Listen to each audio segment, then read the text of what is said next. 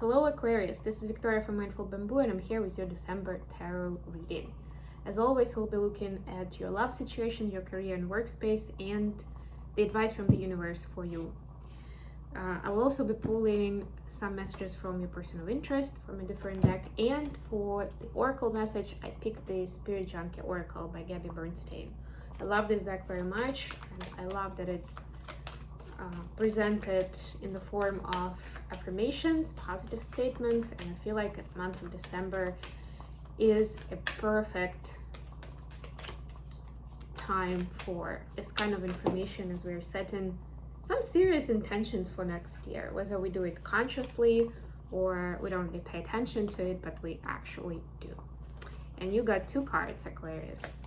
One, oh, I've seen this today already. I seek out happy people who inspire me to be great. Yeah. So people who surround you are super important to create a happy environment and to attract more happiness and wellness and abundance into your life. So, yeah, actually, one thing I would add, I think about the happy people, it's kind of clear that it's contagious, right? And as within, so without. So even if you are super balanced and elated and happy within you, if you're surrounded by people of low vibration who are in pain or in fear, maybe they're just dealing with their own grief, right? It doesn't have to be directed towards you, but that energy is going to impact you regardless, right? So be careful. And I understand that sometimes it's our choice not to avoid those people, but just be more conscious about it. And when you spend time with those people, at least remember about protecting your energy or rejuvenating your energy, right? So that you can come back, and that energy that they will pull from you, and they will if you're in a higher vibe energy. That's not so that it's not impacting you in a longer term picture. The other one is I bring peace with me whenever I go. Yeah, perfect continuation of that story, right? That it starts with you, and you can actually turn things around by bringing in peace, by not reacting emotionally to certain situations, right? But exercising wisdom and emotional intelligence. Super important. And what I'm hearing also is you will be rewarded for that. So it's like almost like you have, and to me this is very much an Aquarius image, especially because of the night sky, the moon, the stars, all these things. Yeah, I'm getting that it's almost like one of your superpowers, especially this month, that you will be able to set some arguments and get people around you into a peaceful, kind space. Okay, let's get into tarot. Let's see what we have for Aquarius in December. By the way, I'm doing a free webinar on personal astrology next week. I will be talking about what different placements of personal planets mean, and how personal astrology connects to your personal growth and to finding your calling and to achieving your happiness. It's quite fascinating actually, and I feel like there isn't enough information out there in the public eye about how to utilize this, and it's definitely so much more than a horoscope for a week or a month. So make sure you tune in. You will be able to sign up on my website. I'm gonna put in the details either today or tomorrow. I'll do posts on this channel and the video, or you can just email me and I'll sign you up for it. There will be a recording available afterwards if you can't make the live session, but it's best to do that because I will be taking questions. So you will be able to talk to me live, first of all, and to ask your questions about astrology. Okay, so for the love space, you have Two of Pentacles, King of Swords, and Five of Swords. For your career space, you have Wheel of Fortune, Nine of Swords, and the Tower. Wow, big boy energies here. There is so much intervention from your higher power in the workspace area. You could be dealing with a Sagittarius or Aries. Sagittarius or Aries. Okay, and the advice is Six of Swords, Queen of Pentacles, and the Strength. Could be dealing with a Leo too. Bottom of the deck, Nine of Pentacles. So this month you'll be establishing your personal profile, personal image. That means both learning more about yourself, who you are, and why you are that way. So I feel like that webinar is actually going to be perfect for you. And also making changes, right, where you can, or setting yourself up to make those changes maybe in the new year, right, of those things that you'd like to be different. Recognizing patterns, yeah. And in your love life, I'm getting that there's been kind of some hustle and maybe confusion lately, and you are feeling kind of, you're feeling the distance between you and your person. You could be dealing with another air sign, by the way. So Gemini, Libra, or Aquarius. But most importantly, I feel like this is a little bit, you know, like Aquarius is an air energy, and this is like air, you know, times 5, right? So you're in your kind of rigid, solidified energy where there's so many thoughts as well as thought blockages. Like I'm getting this image, right, of the thought flow, that it almost paralyzes you. It almost like you don't even know where to go anymore, so you're just trying to put a good face on it and stand still, but have that solemn face, like you totally are in charge, you know what's going on. Where in reality, sometimes it's hard to say what's real and what's not, or what is actually the most important part of what's going on, right? Like see the moral of the story, so to speak, of what is happening. I don't see much of interaction with your person here, but what I'm getting is, especially with the Nine of Pentacles at the bottom of the deck, is that this month is supposed to be about you.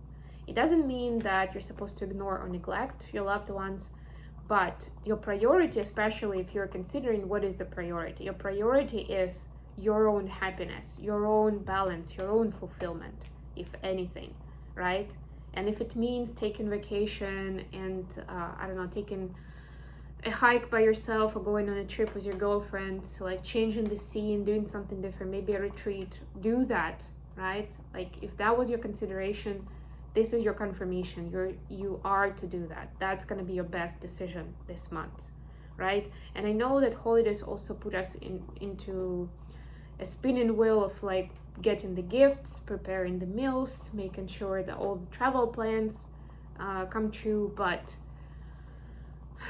again, it's important to keep yourself sane and happy within this process. When you start seeing that it's out of hand and it's making you miserable, raise your hand, ask for help, delegate, right? Be that wise leader, especially if you already have some people, some happy people around you who will support you, will nurture you, that will understand. It's not a sign of weakness. You're supposed to be able to ask for help. It's one of the skills, really, right? When I'm like in my corporate world, when I used to interview people for assessments on a high level of a project manager, and one of the things that we check for is delegation, right? Or involving the right person at the right time. So we don't expect the manager ever to be able to deal with everything by themselves, right? It's just unreasonable. But it's very important for them to be able, when they feel like this is like beyond what they can do, to be able to bring in the right person in, to ask for help at least, right? This is one of the critical skills that we're checking for. So it's very important, I would say, in any aspect of our lives. Huge changes happening at the workspace. You may find out suddenly that you've lost your job, or you may be afraid about being part of the company cuts, or you're afraid that you're not going to get the bonus or the raise that you're expecting, right? Like all kinds of those fears. And there will be some dramatic changes that you are not seeing right now. But trust with this major arcana that this is divinely orchestrated, and there's something even better waiting for you. If this means losing this job, then there's definitely something better out there for you, as long as you're staying in that grateful and happy energy. And I know that it's going to be very difficult to do that.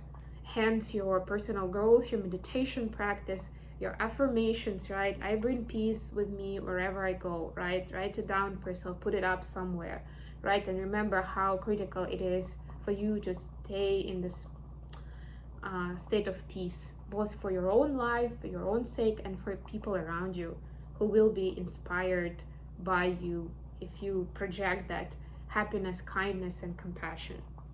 Yeah, and moving on to the advice, we have Six of Swords, Queen of Pentacles, and the Strengths.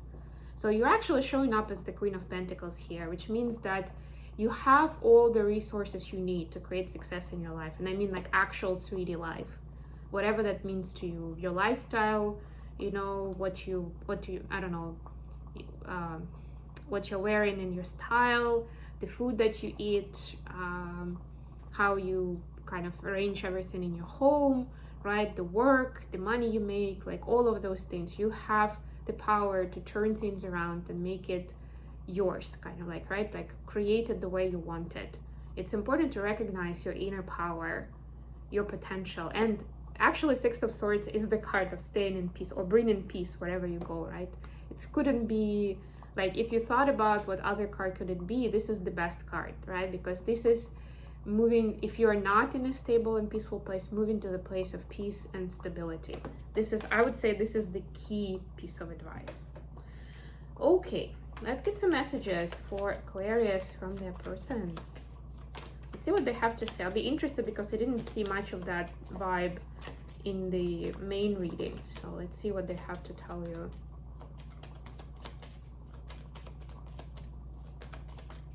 By the way, don't forget to like the video, subscribe to my channel, and leave a comment. And of course, check the readings for other placements.